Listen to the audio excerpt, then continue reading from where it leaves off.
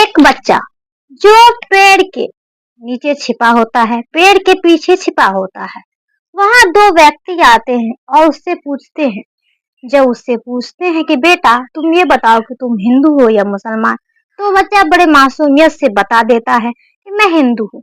और उसके बाद जो ताबड़तोड़ फायरिंग होती है तो वो बच्चा समझ नहीं पाता है कि ये क्या हुआ, और उसके सामने ही बहुत सारे लोगों को गोली मारकर हत्या कर दी जाती है, गोली मार दी जाती है।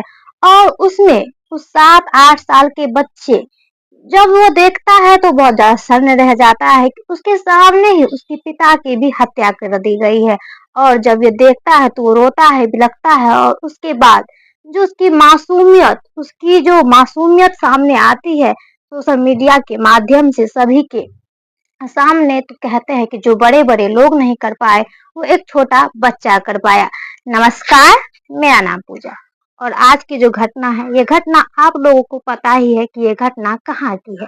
ये घटना जम्मू एंड कश्मीर के श्रीनगर की पहलगाम की है, जहाँ ये टेरर अटैक हुआ है या आतंकी हमला हुआ है। और वहाँ 28 लोग जो मारे गए हैं उसमें तो बहुत ही ज्यादा बुजुर्ग है, बहुत ही ज्यादा जवान है, नौजवान है। और इस तरीके से बस वहां पर महिलाओं और बच्चों को छोड़ा गया और उसके परिवार का जो मेन सदस्य था उसे ही खत्म कर दिया गया। और उसके बाद 28 लोगों के घर के दीपक को बुझा दिया गया। ये कहानी शुरू होती है। दरअसल एक खुशी का परिवार था, खुशी का माहौल था उस परिवार में। तो सभी सोचते हैं कि क्यों ना हम इस बार पिकनिक मनाने के लिए कहे जाए। तो वो अपने पत्नी से पूछता है, क्योंकि वो एक बैंक मैनेजर होता है। जो बैंक मैनेजर होता है तो वो छुट्टी में सोचता है कि क्यों ना अपने परिवार को कहीं घुमा दिया जाए, उसको कहीं इस तरह से एंजॉय करा दिया जाए कि वो हमेशा के लिए इस पल को याद रखे। और उसके बाद पहले वो अपनी पत्नी से पूछता है और वो बोलती है कि आप बच्चों से पूछ लीजिए, क्योंकि बच्चों की गर्मी छुट्टी भी स्टार्ट होने वाली है, इसीलिए बच्चे का मन जहाँ होगा हम लोग भी वहां ही चले जाएंगे। तो इसमें जो होता है वो गुजरात का अमरेली का सलेश कथानिया कलाथिया, जो गुजरात के अमरेली के दिफानिया जो सूरत है वहां के हीराकुंड चुकबाड़ी का रहने वाला होता है। और वो अपने बच्चों से पूछता है, क्योंकि इसका ट्रांसफर मुंबई हो चुका था और उसके बाद जो छुट्टी थी इसीलिए ये सोचते हैं कि छुट्टी में हम कहीं घूम आए। उसके बाद जब वो अपने बच्चों से पूछते हैं तो बच्चों कहते हैं क्यों ना हम इस बार आपके जन्मदिन पे, जो आपका जन्मदिन 22 अप्रैल को है, 40वां जन्मदिन 22 अप्रैल को है, हम क्यों ना जम्मू एंड कश्मीर घूमने जाए, क्योंकि वहाँ मिनी स्विट्जरलैंड भी है और गर्मी का समय भी है, हमारा एंजॉय भी हो जाएगा और हम खूब मस्ती भी करेंगे। जो पिता होते हैं वो बच्चों की बात मान जाते हैं और पूरे परिवार के साथ अपनी बेटी, बेटा और पत्नी के साथ अब निकल देते हैं जम्मू एंड कश्मीर। जम्मू एंड कश्मीर जब वो निकलते हैं तो कुछ ही देर हुआ था वो पहलगाम पहुंचे, पहलगाम के वेस्टर्न घाटी पहुंचे, मिनी स्विट्जरलैंड पहुंचे। जब वहां पहुंचे 15 से 20 मिनट हुआ ही होगा, ये ताबड़तोड़ फायरिंग शुरू हो जाती है। ताबड़तोड़ फायरिंग जब शुरू हो जाती है तो कोई कुछ समझ नहीं पाता है और वो सभी जो 20 से 30 लोगों का उसका ग्रुप था वो एक पेड़ के पीछे जाकर छिप जाते हैं। लेकिन बदमाश जो आतंकी होते हैं उसकी नजर से ये लोग नहीं बच पाते हैं और आतंकी जो होते हैं वो वहां पहुंच जाते हैं। और उसमें से जो 7 से 8 साल का छोटा बच्चा होता है नक्स उससे जाकर पूछते हैं कि बेटा बताओ तुम हिंदू हो या मुसलमान। जब वो बताता है कि अंकल मैं हिंदू हूँ, उसके बाद ताबड़तोड़ फायरिंग शुरू हो जाती है और कहा जाता है कि जो हिंदू है वो एक साइड हो जाए, जो मुसलमान है वो एक साइड हो जाए। और उसके बाद जो मुसलमान है वो कलमा सुनाए, अगर जो कलमा नहीं सुना पाएगा उसको मौत दे दिया जाएगा। और इस तरीके से जो कलमा नहीं सुनाते हैं उसे मौत के घाट उतार दिया जाता है, उसको गोली मार दी जाती है।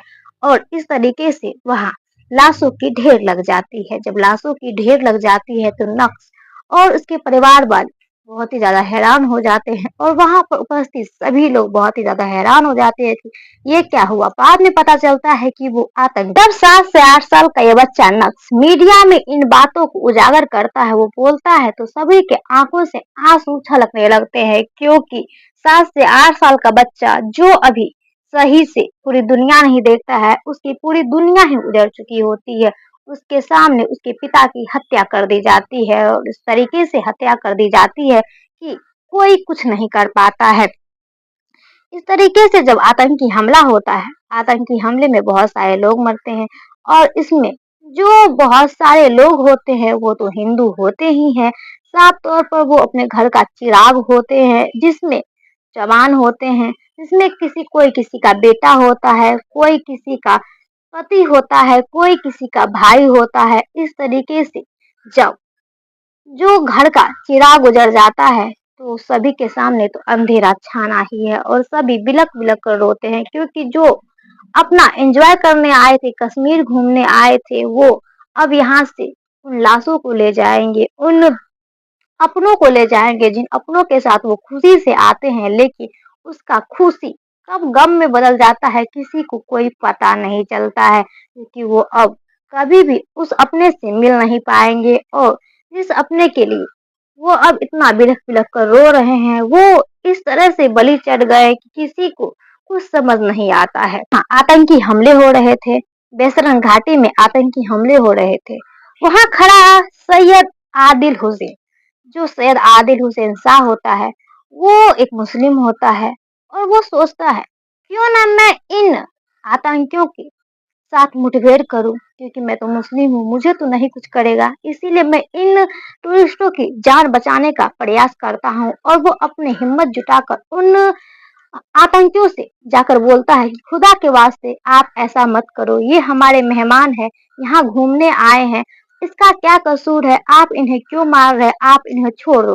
लेकिन सैयद की बात उन आतंकियों की कान पर जू रेंगने के बराबर भी नहीं होता है, वो इस चीज से नाफिक्र होते हैं और वो अपने काम को अंजाम दे रहे होते हैं। इसमें सैयद अली सोचता है क्यों ना मैं इन आतंकियों की गोली छीन कर ही फेंक दूं, ना गोली रहेगा और ना ही ये लोग फायरिंग करेंगे। और इसी बीच जो सैयद अली होता है वो उन आतंकियों से गोली छीनने लगता है। जब आतंकियों से गोली छीनने लगता है तो आतंकी बहुत ज्यादा गुस्से हो जाते हैं। जब गुस्सा हो जाते हैं तो सैयद अली को भी ताबड़तोड़ फायरिंग की जाती है सैयद अली पर भी, और उसकी मौके पर ही मौत हो जाती है और वो वहीं पर ढेर हो जाता है, वहीं पर उसकी मृत्यु हो जाती है।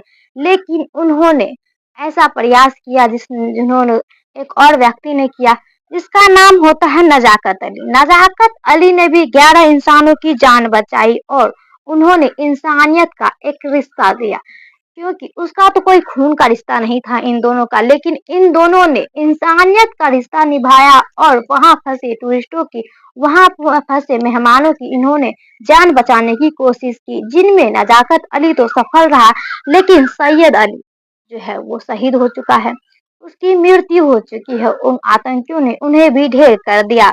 और जब सैयद अली की मौत की खबर उसके परिवार को जाती है तो परिवार पर पहाड़ टूटता है, क्योंकि सैयद अली इकलौता था अपने परिवार में कमाने खाने वाला, और वो घुड़सवारी करवा कर ही कमाता खाता था और परिवार का पालन पोषण करता था। जब उसके पिता को इस बात की भनक लगी, उसके परिवार को इस बात की भनक लगी, तो उसके परिवार पर दुखों का पहाड़ टूट गया और उसकी कल ही 24 अप्रैल को सैयद अली की जनाजे की नमाज पढ़ी गई, उसे जनाजे दिया गया और इस तरीके से उसे सुपुर्द खाक कर दिया गया।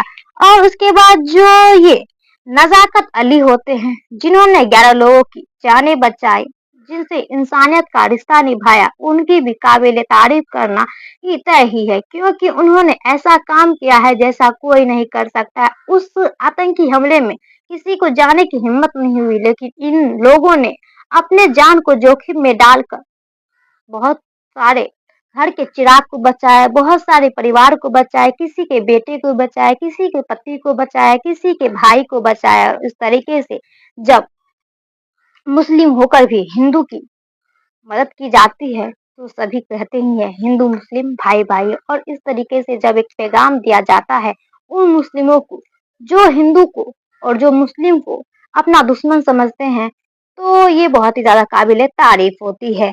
आज के लिए इतना ही, मिलते हैं कल नई वीडियो के साथ, तब तक के लिए जय हिंद जय भारत।